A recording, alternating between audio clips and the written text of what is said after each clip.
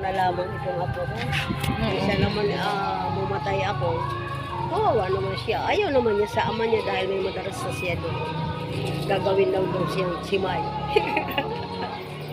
Taga-laban, ano doon sa Na may awa ang Diyos. May gagamitin naman. Sabi ko nga, ay naku, paano baka ako ang buhay natin? Sabi sa akin ng apo mo, huwag ka mag-alala Lola, pagpapalain din tayo ng Diyos. Sabi niya sa akin. Gusto mo rin ay mag-aral dito ng salita ng Diyos? Yan sa'yo. May nagpupunta. Diyos?